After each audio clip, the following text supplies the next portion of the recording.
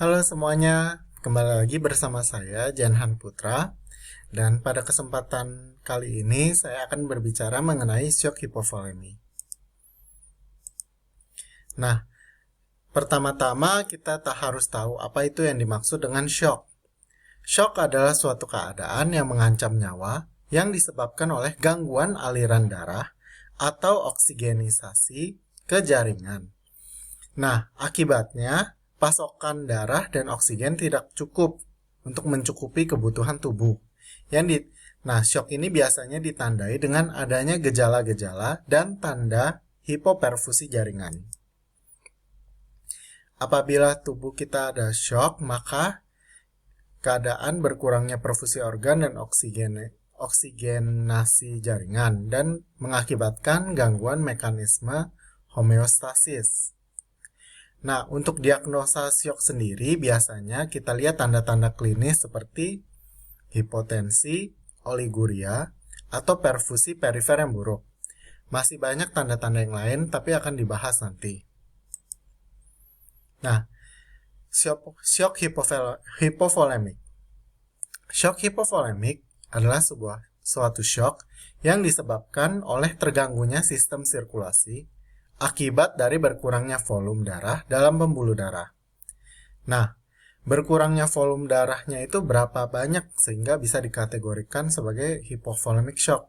Biasanya kehilangan sekitar 1/5 atau lebih dari jumlah normal darah dalam tubuh, maka dapat kita diagnosis dengan shock hipovolemik. Penyebab shock hipovolemik ada dua. Yang pertama adalah hemoragik, yaitu perdarahan akibat trauma maupun non-trauma. Yang kedua non-hemoragik, yang dapat disebabkan oleh dehidrasi, diare, muntah, luka bakar, diabetes insipidus, dan lain-lain. Nah, berikut adalah patofisiologi dari hipovolemic shock. Pertama, adanya hilangnya darah atau cairan, sehingga akan mengalami hipovolemia. Nah, akibatnya cardiac filling akan berkurang, cardiac output juga akan berkurang, sehingga mengakibatkan adanya penurunan tekanan darah. Penurunan tekanan darah ini akan mengakibatkan tonus simpatetik meningkat, sehingga menyebabkan vasokonstriksi. Vasokonstriksi ini akan menyebabkan hipoksia, yang dimana terjadi kekurangan oksigen, akibatnya mengakibatkan kerusakan jaringan dan organ. Nah, dari tonus simpatetik yang meningkat ini akan mengakibatkan detak jantung yang meningkat. Makanya saat orang yang shock itu kita bisa dengar terdapat rapid heart rate, dan vasokonstriksi akan mengakibatkan kulit menjadi pembuluh darahnya berkurang sehingga akral dingin dan kulit pucat. Nah, untuk manifestasi shock sendiri ada beberapa yang bisa kita lihat seperti agitasi, akral dingin, terdapat penurunan konsentrasi, penurunan kesadaran, penurunan atau terhentinya produksi urin, pasien menjadi lemah, warna kulit menjadi pucat, dan berkeringat. Nah, shock hipovolemik ini dibagi menjadi 4 stage atau 4 golongan. Yang pertama compensated, kedua mild atau ringan, ketiga moderate, yang keempat severe atau paling parah. Dibagi berdasarkan apa? Dibagi berdasarkan kehilangan jumlah darah. Misalnya untuk yang compensated kurang dari 15%, yaitu 750 sampai 1000 mili. Mild ringan yaitu 15 sampai 30%, yaitu 1000 sampai 1500 mili. Moderate 30% sampai kurang dari 40%, yaitu 1500 sampai 2000 mili. Dan yang parah lebih dari 40%, maka kehilangan 2000 mili atau 2 liter atau lebih. Heart rate-nya juga kita bisa lihat. Kemudian dari blood pressure, tekanan darah, kemudian dari respirasi. Misalnya kalau mild biasanya respirasinya meningkat, kalau yang moderate biasa ada tachypnea, kalau yang severe atau parah biasa ada tachypnea atau makanya susah bernapas juga. Terus kita lihat capillary refill time, terus kemudian ada bowel sound, kemudian ada produksi urin.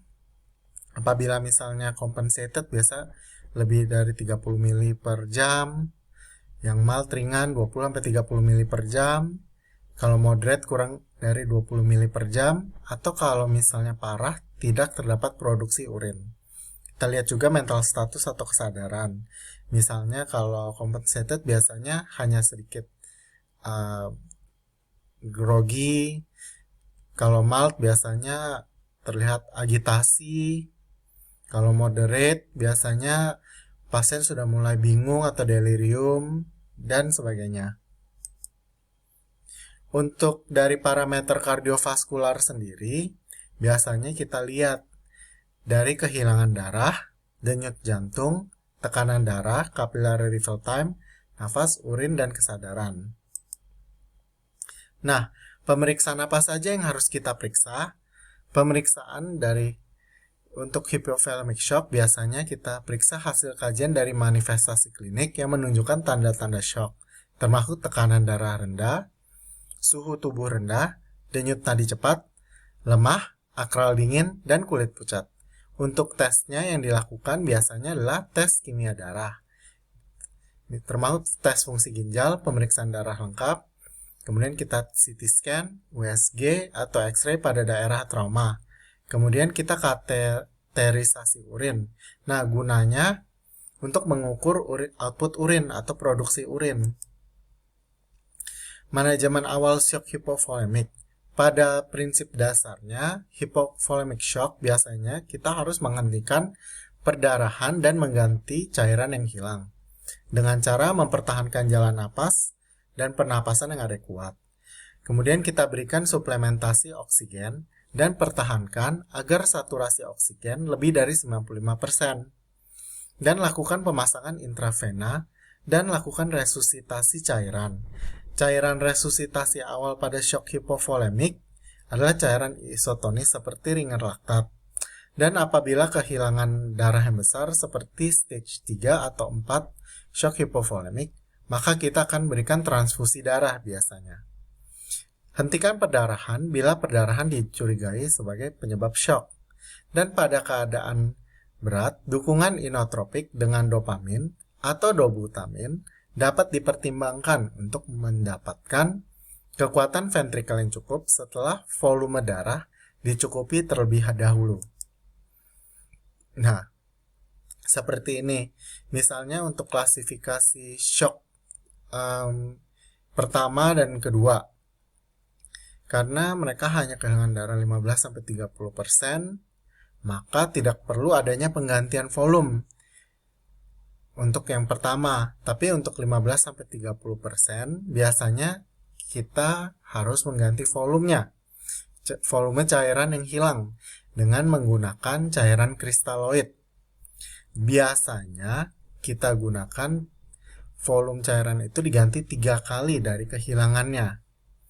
Dan untuk stage 3, di mana kehilangan volume darah 30-40%. Maka penggantian volume biasanya menggunakan cairan kristaloid atau dengan transfusi darah. Dan kelas 4 atau yang severe, nah seperti yang sudah dibahas tadi, biasanya kita lakukan dengan transfusi darah.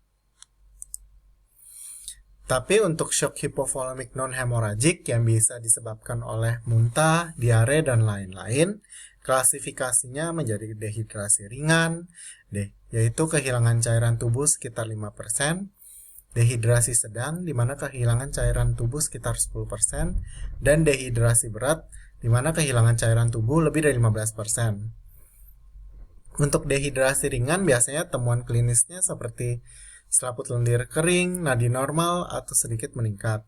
Dan untuk dehidrasi sedang, biasanya selaput lendir sangat kering, status mental tampak lesu, nadi cepat, tekanan darah mulai menurun, dan oliguria. Untuk dehidrasi berat, selaput lendir mulai pecah-pecah, pasien mungkin tidak sadar, tekanan darah turun, dan anuria. Tapi untuk pengelolaan atau penanganan shock hypovolemic non-hemorrhagic, untuk dehidrasi sedang ringan sedang berat, biasanya kita gunakan penggantian volume dengan cairan kristaloid, NaCl 0,9% atau ringer laktat. Untuk prognosisnya sendiri, biasanya syok hipovolemik merupakan darurat medis. Namun, gejala-gejala dan hasil dapat bervariasi kepada jumlah volume darah yang hilang, tingkat kehilangan darah, cedera yang menyebabkan kehilangan, mendasari pengobatan seperti kondisi kronis seperti diabetes, jantung, paru-paru, dan penyakit ginjal. Nah, secara umum, pasien dengan derajat shock yang lebih cenderung lebih baik dibandingkan dengan shock yang lebih berat. Dalam kasus-kasus shock hipovolemik berat, kematian adalah mungkin, bahkan dengan perhatian medis segera. Orang tua juga cenderung memiliki hasil prognosis yang lebih buruk dari akibat shock. Nah, komplikasi yang sering ditemukan dari shock hipovolemik adalah kerusakan ginjal, kerusakan otak, gangren dari lengan atau kaki. Kadang-kadang akibat dari gangren ini maka harus kita amputasi. Kemudian komplikasi yang lain adalah serangan jantung. Untuk pencegahannya, mencegah shock lebih mudah daripada mencoba untuk mengobatinya setelah terjadi. Cepat dalam mendiagnosis dan bertindak dapat mengurangi resiko shock berat. Awal pertolongan pertama dapat membantu kontrol shock. Sekian dan terima kasih atas perhatiannya.